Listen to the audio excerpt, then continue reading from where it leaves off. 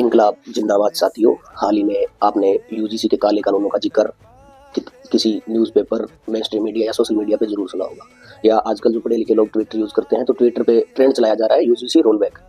तो UGC rollback का मतलब क्या है, सबसे पहले ये चीज समझते हैं। यूजीसी एक अथॉरिटी है जिसको यूनिवर्सिटी ग्रांट काउंसिल के नाम से जाना जाता है। यह मुख्यतः देश भर की चलने वाली प्राइवेट और सरकारी यूनिवर्सिटियों को मान्यता प्राप्त करती है, उनका देख रेख, उनके जो नियम कानून है उनको मेंटेन रखने का काम करती है। तो यूजीसी ने अभी 2026 में 15 जनवरी से देश भर में एक कानून इंट्रोड्यूस किया है, या कानून लगाए या रखे हैं, या बिल ड्राफ्ट तैयार किया है, जो भी इसको हम अपनी आसान भाषा में कह सकते हैं या समझ सकते हैं।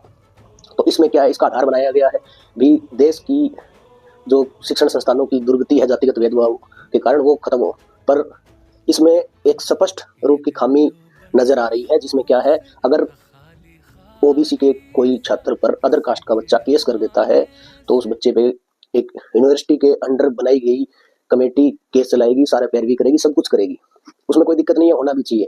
पर दिक्कत यहाँ ये है भी, अगर उनमें से कोई भी केस अगर झूठा है तो सामने वाले के लिए कोई सजा नहीं। बाद सामने जो या ओबीसी कैटेगरी के जो लोग हैं उन्होंने सरकार के खिलाफ मोर्चा खोल दी। सबका साथ सबका विकास, एक है तो सेफ है।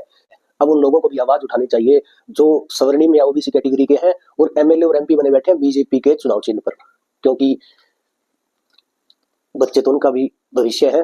और पर वो बड़ी बात है कि वो अपने बच्चों को पढ़ने के लिए बाहर के विदेशी स्कूलों में या विदेशी कॉलेजों में भेजते हैं।